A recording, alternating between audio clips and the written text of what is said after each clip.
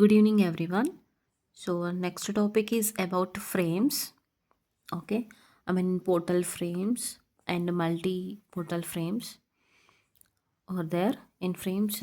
Single portal frames and multi portal frames are present. So, in this, also you have to calculate final end moments with the help of same slope deflection method. But before analyzing this slope deflection equation to this frame, first we have to examine that. So the does it okay, does this frame under sway or not? Okay, sway or non-sway, you have to check it first. So so many conditions, or I mean so many causes are there and to development of the sway in your frames. So among that, first we have we are going to discuss about first condition, first cause of side sway. Okay, first definition of sway is, so where beam and column is connected. Okay, so the disturbance or the deflection moment of the deflection moment observed at the junction of beam and also the column member, okay, towards left direction or right side direction. So this is nothing but sway. For example, here I'm considering one kind of frame, and so due to some forces or natural wind attacks or external force system like W, so this column, okay, will bend towards right side direction. So that means in this way. Okay, so the frame will be in this way after, okay, after so after attack of this external force on this column member, first column member. So actual position of the column, this one, C, and it is moving from C to C dash. So this gap deflection is nothing but here sway. So where it occurs at the junction of beam and column, at the junction of beam and column. And when and where we are observing this kind of sway means, first time considering here unsymmetrical loading. అంటే ఎప్పుడు frame అనేది weaker కండిషన్లో ఉంటుంది. Okay, I mean to say, so you have to balance the one thing అన్నమాట. Okay, so మనం ఒక బుక్ని కూడా బ్యాలెన్స్ ఎలా, సో మనం ఫింగర్తో చేయలేకపోతే సో అది పడిపోతుంది. అంటే ఎగ్జాక్ట్గా, సో మీరు ఇక్కడ మిడిల్లో ఎక్కువ ఎఫర్ట్ పెట్టినప్పుడు మాత్రమే అది అలానే ఉంటుంది. అంటే ఇది కూడా అంతే అన్నమాట. అంటే కాలమ్స్ అనేవి స్ట్రాంగ్గా ఇలా వర్టికల్గా విత్ స్టాండ్గా ఒక ఫౌండేషన్లో ఉండాలి అంటే, అండ్ దీనిపైన ఉన్న బీమ్ నుంచి వచ్చే లోడ్ని ఈ కాలం తీసుకోవాలి అని అంటే, ఈ కాలం ఎలా ఉండాలి అండ్ ఈ బీమ్ ఎంత సపోర్ట్ ఇవ్వాలి, and left column and also the right column. And ఇలాంటి స్వే అనే కండిషన్ని అండ్ ఈ కాన్సెప్ట్ని మనం ఓన్లీ ఇలా 2 కాలమ్స్ ఉన్నప్పుడు కానీ 1 కాలం ఉన్నప్పుడు కానీ మాత్రమే చెక్ చేయాల్సి ఉంటుంది మన calculation analysis point of view. అదే మల్టీ స్టోరీ ఫ్రేమ్స్ అనుకోండి, అండ్ ఇలా ఉన్నప్పుడు 2 columns but more span members, ఇలా ఉన్నప్పుడు మనం చెక్ చేయాల్సిన అవసరం లేదు.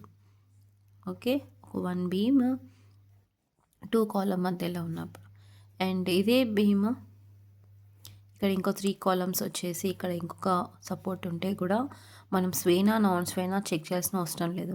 డైరెక్ట్గా ఇది స్ట్రాంగే, అంటే నాన్ స్వేనే, అంటే ఇది ఎటు వంగదు. ఓకే, ఇది ఎటు కూడా డిఫ్లెక్ట్ అయ్యే ఛాన్సెస్ లేవు ఇలా ఉన్నప్పుడు. ఎందుకంటే 2 కాలమ్స్ ఉన్నా కూడా పైన I mean span or floor slab అనేది చాలా లెంతీగా ఉంది కదా, అండ్ విత్ స్టాండర్డ్ సపోర్ట్స్తో, కాబట్టి మనం స్వే వచ్చే ఛాన్స్ అనేది ఉండదు. ఓకే, జస్ట్ మనం ఇలా పుష్ చేస్తే ఇలా వంగినట్టు అవ్వాలి. ఎప్పుడవుతుంది అలా, okay. Only single beam with 2 columns ఉన్నప్పుడు మాత్రం. ఇలా ఉన్నప్పుడే జస్ట్ మీరొక 2 ఆహ్, స్మాల్ థిన్ వుడెన్ పీసెస్ తీసుకొని లైక్ ఇలా ఫింగర్‌తో మీరిలా టచ్ చేశారనుకోండి, అది ఆబ్వియస్‌గా వంగుతుంది. ఓకే. లైక్ బ్యాంబూ స్టిక్ కానీ, మన చిన్న ప్లాంట్స్‌కి ఉన్న వుడెన్ షా వుడెన్‌వి చిన్న చిన్నవి తెంపి మనం చూసినామనుకోండి, ఇలా హారిజాంటల్‌గా అండ్ ఇలా వర్టికల్‌గా పెట్టినప్పుడు అవి కంపల్సరీ కూడా ఇట్లా స్వింగ్ అయినట్టు మనకు కనిపిస్తుంది. సో, అలాంటి ఓకే ప్యాటర్న్‌ని మనం ఇక్కడ స్వే అంటున్నాం అన్నమాట. ఓకే. అండ్ ఇక్కడ అన్‌సిమెట్రికల్ లోడింగ్ అంటున్నాం. అన్‌సిమెట్రికల్ లోడింగ్ అనంటే ఇక్కడ సపోజ్ ఒక ఫ్రేమ్ తీసుకున్నాను. ఫ్రేమ్‌లో ఇక్కడ అన్‌సిమెట్రికల్ లోడింగ్ అంటే ఎగ్జాక్ట్‌గా మనము హాఫ్ బ్రేక్ లైన్ ఇచ్చినప్పుడు left side, right side okay. అన్‌సిమెట్రికల్‌గా ఉండాలి. అంటే ఇక్కడ లోడ్ నేను ఇలా ఇక్కడ ఇస్తున్నాను. 1 మీటర్ డిస్టెన్స్, ఇక్కడ 3 మీటర్స్ డిస్టెన్స్, ఇక్కడ B, C, D both ends are fixed. ఇక్కడ ఐ, ఎల్, ఇక్కడ కూడా I, L. Uniformity, length all are same. ఓకేనా? బట్ ఇది చూడండి, ఇది ఎగ్జాక్ట్‌గా సెంటర్‌లో యాక్ట్ అవ్వట్లేదు కదా! టోటల్ డిస్టెన్స్ 4 మీటర్స్ అనుకుంటే 2 మీటర్స్, 2 మీటర్స్‌లో యాక్ట్ అవ్వట్లేదు. కాబట్టి ఇదేమవుతుందన్న స్వే వచ్చే ఛాన్స్ ఉంది అని చెప్పొచ్చు. అండ్ ఇంకొక అన్‌సిమెట్రికల్‌కి నేను ఇలా కూడా డ్రా చేస్తా. సేమ్ ఇది 3 మీటర్స్, 1 మీటర్స్ అనుకుందాం. ఇక్కడ ఒక పాయింట్ లోడ్ అవుతుంది. ఇక్కడ ఒక యూడిఎల్ యాక్ట్ అవుతుంది. ఇక్కడ ఫిక్సే, ఇక్కడ ఫిక్సే. ఇక్కడ ఎల్ ఓకే. అండ్ ఐ ఇక్కడ 2 టైమ్స్ ఆఫ్ ఐ బీమ్‌లో అయితే అండ్ ఇక్కడ కూడా ఐ, ఎల్. ఇప్పుడు చూడండి, దీన్ని హాఫ్ బ్రేక్ లైన్ ఇచ్చినప్పుడు లెఫ్ట్, రైట్ సేమ్ ఉన్నాయా? No. So, they are UDL and here point load is acting. So, directly we can say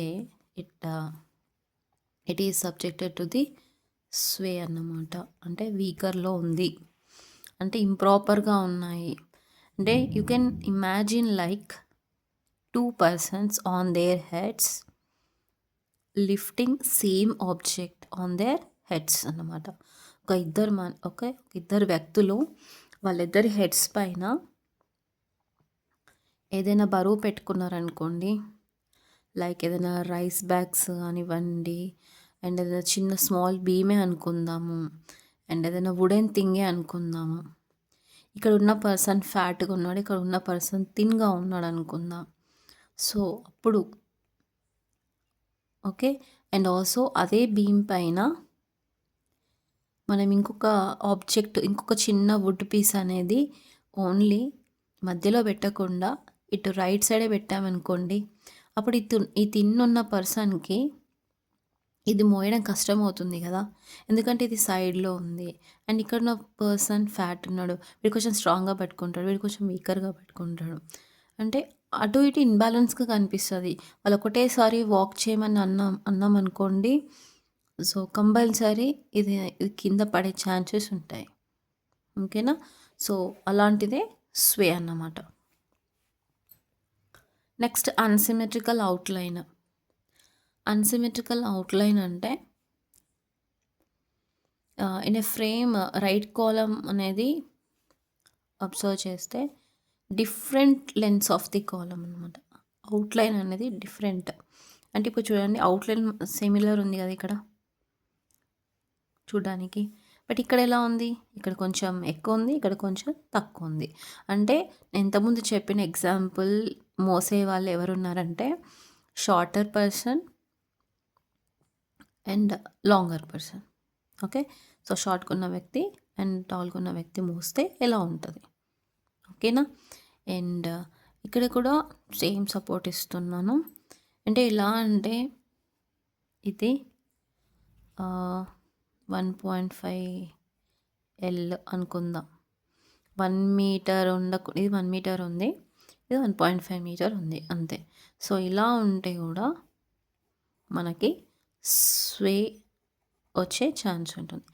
so, ఎలా అయినా సరే ఇటు, ఇటు సేమ్ ఉండాలన్న యూనిఫార్మ్‌గా ఉండాలి. అప్పుడే మనకి నాన్ స్వే అంటాము. నెక్స్ట్ ఏమంటున్నారు? డిఫరెంట్ ఎండ్ కండిషన్స్ అంటే అన్నీ ప్రాపర్‌గా ఉండాలి. సపోజ్ సిమెట్రికల్ ఉంది. ఇక్కడ ఎల్ఏ ఉంది. ఇక్కడ ఎల్ఏ ఉంది.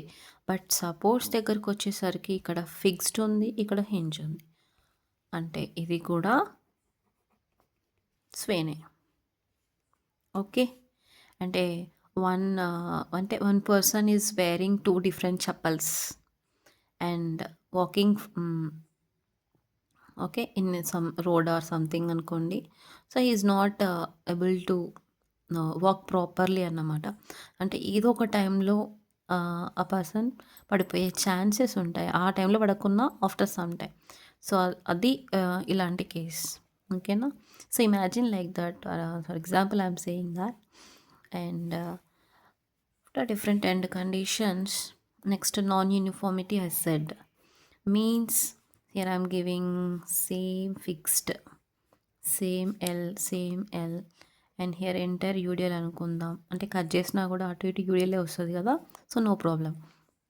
బట్ ఇక్కడ I value 2 times of I and ఇక్కడ ఐ అంటే నేను ఇక్కడ చెప్పిన చూడండి కాన్సెప్ట్ ఇక్కడ క్లియర్గా ఉంటుంది. అంటే 2i అంటే కొంచెం ఫ్యాట్ ఉన్న పర్సన్ అన్నమాట. ఐ అంటే కొంచెం థిన్ ఉన్న పర్సన్. ఓకే. సో వీళ్ళిద్దరూ ఒకే థింగ్‌ని వాళ్ళ హెడ్స్ పైన మోస్తే ఎలా ఉంటది? ఓకేనా? అంటే నాన్ యూనిఫార్మిటీ లానే ఉంటుంది కదా! సో అలా. అప్పుడు స్వే వచ్చే ఛాన్సెస్ ఉన్నాయన్నమాట కాలమ్‌లలో. అంటే ఇది కొంచెం longer I mean higher dimensions and ఇక్కడ డిఫరెంట్ డైమెన్షన్స్ అన్నమాట. Okay. I mean cross section of the column may change. And ఇక్కడ హారిజాంటల్ లోడింగ్ ఆన్ కాలమ్. ఇదేంటంటే suppose both ends are hinge అనుకుందాం.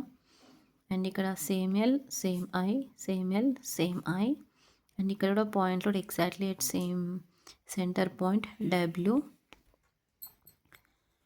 అంటే ఇక్కడ L/2 డిస్టెన్స్, ఇక్కడ కూడా L/2. So here L/2 and here also L/2.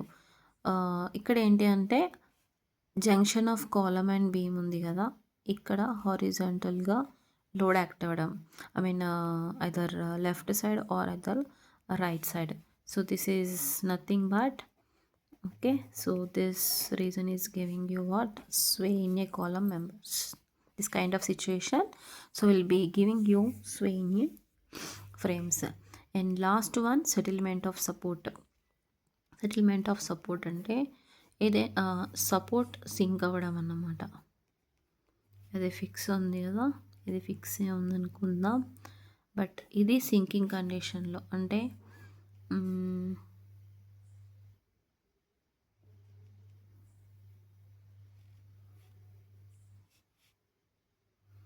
ఇక్కడ C ఉంటుంది, ఇక్కడ సి డాష్కి వెళ్ళిపోతుంది. ఇది బి అండ్ ఇది ఏ. ఓకే, ఇది ఫిక్సే, ఇది కూడా ఫిక్సే. ఓకేనా? ఇక్కడ ఇక్కడ ఉండాల్సిన డి ఇటు డి డాష్కి వెళ్ళిపోతుంది. సి అనేది సి డాష్కి వెళ్ళిపోతుంది. ఇప్పుడు ఈ హైట్ని మనం ఇక్కడ డిఫ్లెక్షన్ అంటాం. ఓకే, ఈ హైట్ని ఇక్కడ డిఫ్లెక్షన్ అంటాం. సో ఇదే మనకి స్వే అనేది క్రియేట్ చేస్తుంది అన్నమాట. సో ఈ settlement. Okay. And last one ఎలా ఉంటుందంటే 7th వన్ కేటగిరీ ఏంటంటే కాంబినేషన్ ఆఫ్ ఆల్ దీస్. అంటే ఇక్కడ ఫిక్స్డ్ ఉండి, ఇక్కడ హింజ్ ఉండి అండ్ ఇక్కడ నాన్ సిమెట్రికల్ ఉండి అండ్ ఇక్కడ 2 టైమ్స్ ఆఫ్ ఐ ఉండి, ఇక్కడ ఐ ఉండి, అలా మల్టిపుల్ ఇక్కడ మనం డిస్కస్ చేసుకున్న ఓకే కాజెస్ అన్నీ కూడా ఒక ఫ్రేమ్లో ఇచ్చేస్తే వీటిని మనం ఇక్కడ స్వే అంటాం. Okay. And one more example like L shape ఉందనుకోండి. అంటే ఇలా ఒక బీమ్ ఇచ్చేసి ఒక కాలమ్, ఇక్కడ హింజ్ ఉందనుకుందాం, ఇక్కడ కూడా హింజే ఉంది. ఇది స్వేనా నాన్ స్వేనా? అండ్ ఇదే ప్యాటర్న్లో ఇక్కడ రోలర్ ఉంటుంది, ఇక్కడ ఫిక్స్డ్ ఉంటుంది. అండ్ ఇదే ప్యాటర్న్లో ఇక్కడ ఫిక్స్డే ఉంటుంది, ఇక్కడ ఫిక్స్డే ఉంటుంది. అంటే ఇది ఎల్ అనుకోండి, ఇది ఎల్ అనుకోండి, ఇది ఎల్ అనుకోండి, ఎల్ ఎల్ ఎల్ ఎల్. ఇప్పుడు ఈ మూడింటిలో ఎవరు స్వే, ఎవరు నాన్ స్వే? ఈజీగా ఈజీగా చెప్పొచ్చు. సో, ఇక్కడ ఫిక్స్డ్ ఇక్కడ మనకి జంక్షన్ ఆఫ్ బీమ్ కాలమ్ దగ్గరే గదా! ఐ మీన్ ఇది జరిగే ఛాన్స్ ఉంటది. అంటే మనం దీన్ని ఇలా బెండ్ చేసినప్పుడు ఇలా అయిపోవాలి. బట్ ఇలా అయిపోకుండా ఏమవుతుందంటే హింజ్‌కి మనకి 2 రియాక్షన్ ఫోర్సెస్ ఉంటాయి. ఓకేనా? సో, ఈ horizontal reaction force is going to oppose this deflection అనమాట. It is giving resistance in okay. At C point. So, there may be no chances of okay. So, there should be no chances of occurring of the sway here. Occurring of sway here. So, that's why it is non-sway. It is non-sway. And observe this.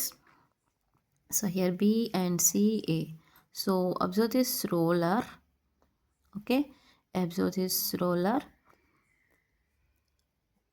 This roller is having only one reaction force. It is not having resistance along the horizontal direction. So it easily pushing towards our right, and it is giving this kind of deflection, obviously C to C dash and B to B dash. So this kind of pattern, okay, reflects here what? Sway. Okay. So this is example for sway. I mean where one of the beam end is having roller support and here hinge support. And last case here fix. Hinge మనకి ఇక్కడ resistance ఇచ్చింది అంటే obviously fixed కూడా ఇచ్చేస్తుంది కాబట్టి directly I'm saying it is non sway. It is non sway. And see this one.